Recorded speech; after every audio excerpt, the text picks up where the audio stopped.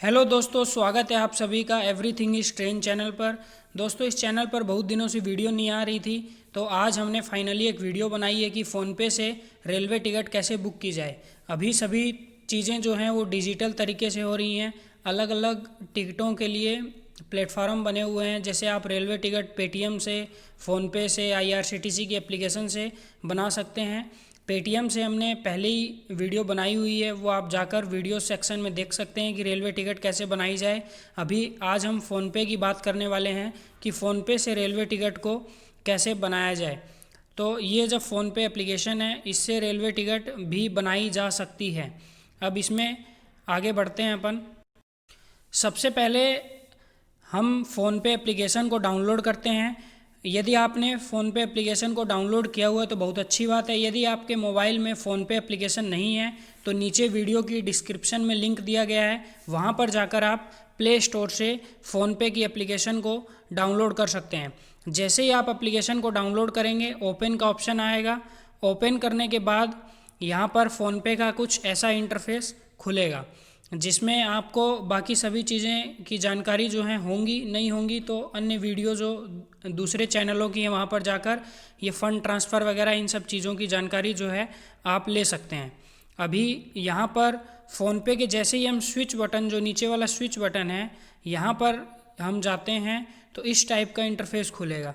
इस टाइप के इंटरफेस में यहाँ पर आप देख सकते हैं कि ट्रैवल का एक ऑप्शन है। ट्रैवल के ऑप्शन पर जाने से हमको यहाँ पर बहुत सारे ऑप्शन आएंगे, जैसे फ़्लाइट के, इजी गो और गो आईबीबो होटल्स का। यहाँ पर आप देखेंगे कि एक ऐसा ऑप्शन है जिसमें लिखा हुआ आईआरसीटीसी बुक ट्रेन टिकट्स, तो इसी पे हमको क्लिक करना है। जब इस पे हम क्लिक करेंगे तो यहाँ पर हम पहुँच जाएंगे कुछ इस टाइप के इंटरफेस पे, जहाँ पर ओरिजिन स्टेशन और डेस्टिनेशन यहाँ पर अपने को सबमिट करना है।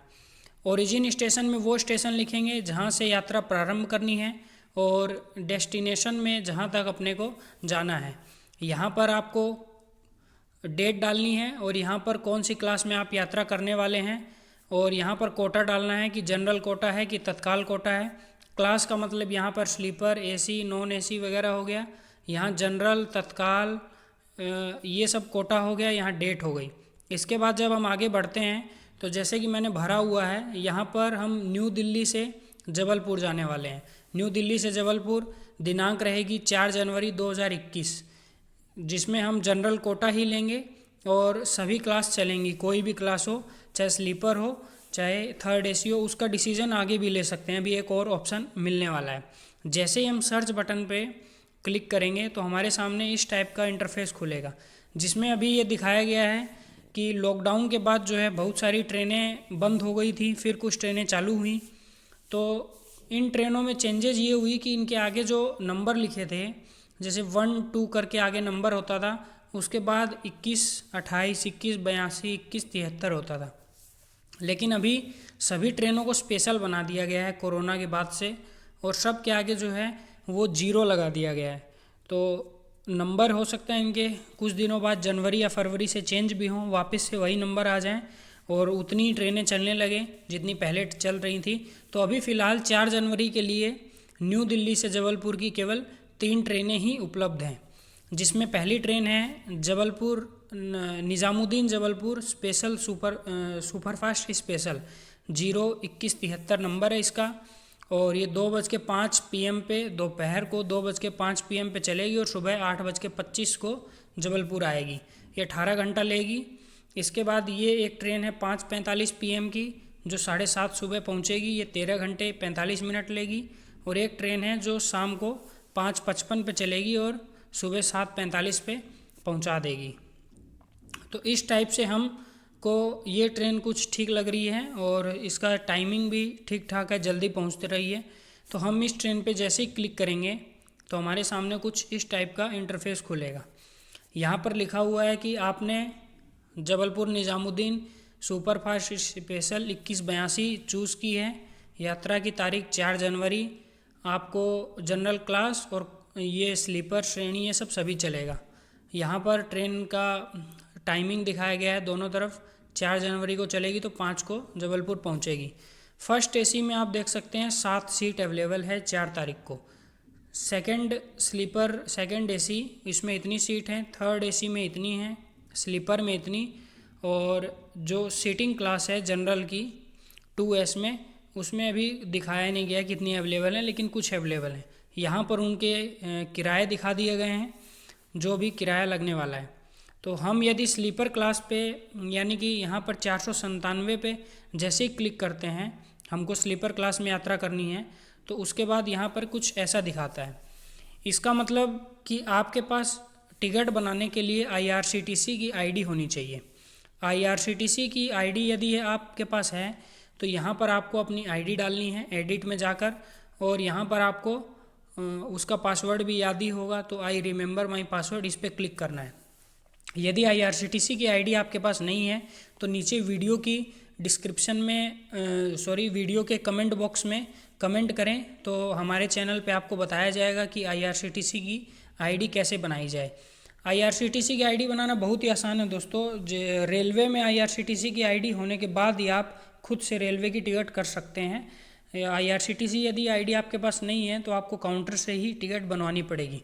तो IRCTC ID आपके पास है तो अच्छी बात है, यदि नहीं है तो कमेंट ज़रूर करें, उसके ऊपर भी कुछ वीडियो बनाई जाएगी। तो जैसे ही आप यहाँ पर IRCTC ID अपनी डालेंगे और आई रिमेंबर माई पासवर्ड पर क्लिक करेंगे, उसके बाद यहाँ पर आपको कुछ ऐसा खुलेगा इंटरफेस, जिसमें आपको ये बताया गया है आपकी ट्रेन का नाम, नंबर, यात्रा की तारीख के साथ साथ टाइमिंग सब दिखा दिया गया है।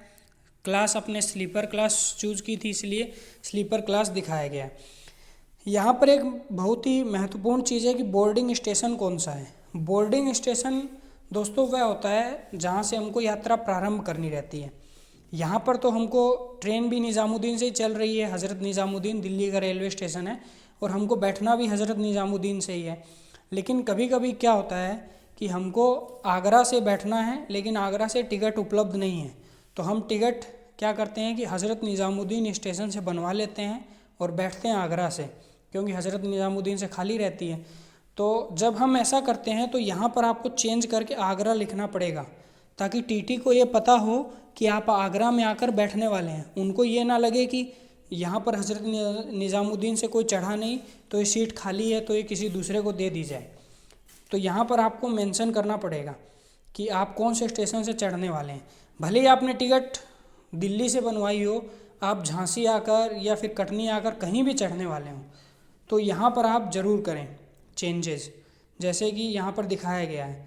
अब देख सकते हैं कि हज़रत निज़ामुद्दीन से ट्रेन चल रही है, लेकिन हमको टिकट झांसी से बैठना है, लेकिन झांसी से टिकट नहीं मिली।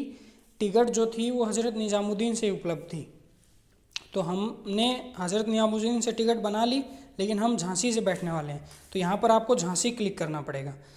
तो वहाँ पर झांसी जो है वो बोर्डिंग स्टेशन हो गया आपका। इसके बाद आपको अपना नाम वगैरह यहाँ फिलअप करना है, जैसे कि यहाँ पर दिया गया है, देख सकते हैं आप ऐड डिटेल्स में। तो आपको ऐड डिटेल्स में जाकर जो है अपना नाम यहाँ पर ऐड करना है। जैसे ही हम ऐड बटन पे क्लिक करते हैं, इसके बाद कुछ इस टाइप का इंटरफेस खुलता है, जैसा कि आप देख सकते हैं।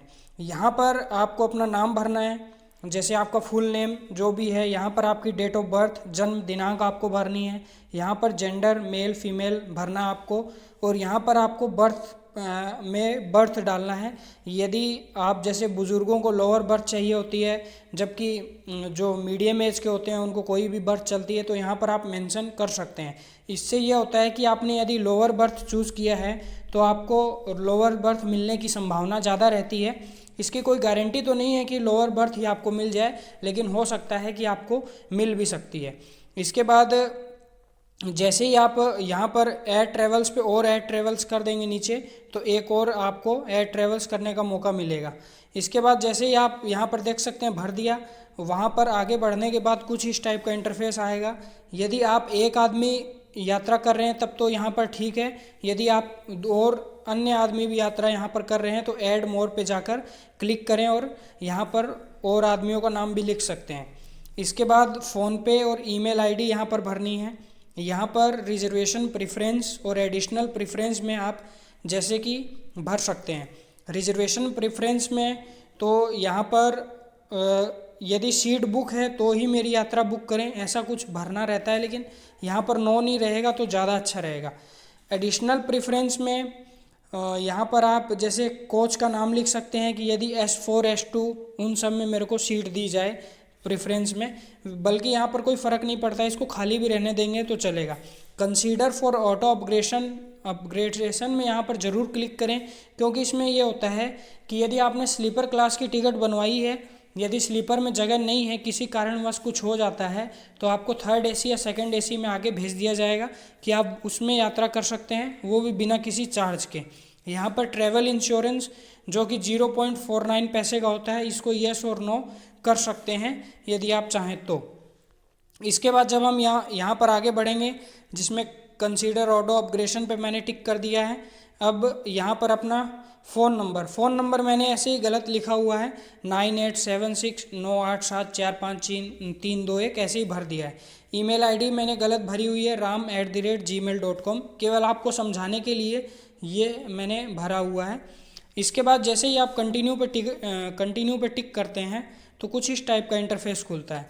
कोरोना के पहले तक ये इस टाइप का इंटरफेस नहीं खुलता था, लेकिन अभी कोरोना के बाद से इस टाइप का इंटरफेस खुलने लगा है, जिसमें आपको IRCTC को ये जानकारी देनी पड़ेगी कि आप जिस स्टेशन पे जा रहे हैं उस स्टेशन के कौन से गांव, मतलब शहर गांव में जा रहे हैं, वहाँ का पिन कोड क्या है, जिससे यदि कोई संदिग्ध हो व्यक्ति तो उसकी जांच की जा सके कि ये कोरोना पॉजिटिव है कि नहीं।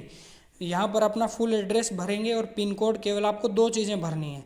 उसके बाद ये 3 चीज़ें जो हैं वो अपने आप ऑटो फिल हो जाएंगी। जैसे ही मैंने यहाँ पर मेन मार्केट और जबलपुर का पिन कोड डाला तो ये तीनों चीज़ें अपने आप ही यहाँ पर फिलअप हो गई।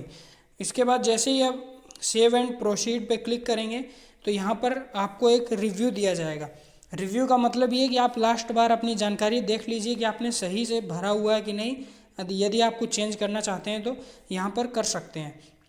जैसे यहाँ पर ट्रेन का नाम, नंबर, स्लीपर क्लास, डेट और यहाँ पर आपको टाइमिंग दिया गया है। यहाँ पर आपकी IRCTC ID यदि गलत है तो कुछ एडिट कर दीजिए, और बोर्डिंग स्टेशन कुछ गलत है तो चेंज कर दीजिए, नाम में कुछ गलत और उम्र में कुछ गलत है तो चेंज कर दीजिए, मोबाइल नंबर और ईमेल ID में कुछ गलत है तो चेंज कर दीजिए। यदि कुछ गलत नहीं है तो आप देख लीजिए कितना पैसा लगने वाला है। टिकट फेयर जो 480 रुपये है, और कन्वेंशन फ़ी यहाँ पर 17 रुपये 70 पैसे है। टोटल आपको 497 रुपये 70 पैसे जो हैं वो पेड करने हैं। इसके बाद प्रोसीड टू पेमेंट पे जैसे ही आप क्लिक करेंगे आपके सामने कुछ इस टाइप का पेज खुल के आएगा। आप देख सकते हैं यहाँ पर आपका दिया गया है 497 रुपये 70 पैसे, coach train depart New Delhi to Jabalpur. यहाँ पर आप फ़ोनपे के वॉलेट से यदि पैसा है, मेरे वॉलेट में तो 0 रुपये है तो यहाँ पर दिखा नहीं रहा, यहाँ से भी आप पेमेंट कर सकते हैं। भीम UPI का ऑप्शन यहाँ पर क्लिक करेंगे तो आ जाएगा, कोई भी भीम UPI से आप पेमेंट कर सकते हैं। Debit card Paytm, union bank, state bank, axis bank, ICICI, HDFC कोई भी बैंक का हो उससे आप पेमेंट कर सकते हैं। क्रेडिट कार्ड से भी आप पेमेंट कर सकते हैं। जैसे ही आप कार्ड की डिटेल भरेंगे यहाँ पर भुगतान का ऑप्शन आएगा। भुगतान के ऑप्शन पर क्लिक करने के बाद आपको IRCTC के पेज पे ले जाया जाएगा। जैसे कि मैंने शुरू में ही बताया था, IRCTC की ID और पासवर्ड होता है, वहाँ पर आपसे IRCTC का पासवर्ड मांगा जाएगा। जैसे ही आप IRCTC का पासवर्ड भर देंगे तो आपकी टिकट बन गई। केवल 5-10 मिनट में आपकी टिकट बन गई और आपके मोबाइल नंबर और ईमेल ID पे टिकट आ जाती है, जिसको आप प्रिंट भी करवा सकते हैं या मोबाइल में भी TC को दिखा सकते हैं। उसके बाद आप अपने फ़ोन पे भी देख सकते हैं। जैसे कि यहाँ पर ट्रिप्स में जाएंगे, ट्रिप्स में जाके देख सकते हैं कि आपकी अगली कौन सी ट्रिप है और उसकी टिकट भी आप डाउनलोड कर सकते हैं। तो इसमें केवल एक ही कन्फ्यूज़न रहा होगा दोस्तों कि कुछ लोगों को तो जैसे पता है कि IRCTC की ID क्या है, जिनको नहीं पता है उनके लिए केवल IRCTC ID का ही कन्फ्यूज़न रहा होगा। तो उस IRCTC पे ID के लिए भी वीडियो बनाने की हम कोशिश करेंगे। तब तक फ़ोनपे की इस वीडियो को आप देख के समझ सकते हैं कि टिकट कैसे बनाई जाए। धन्यवाद।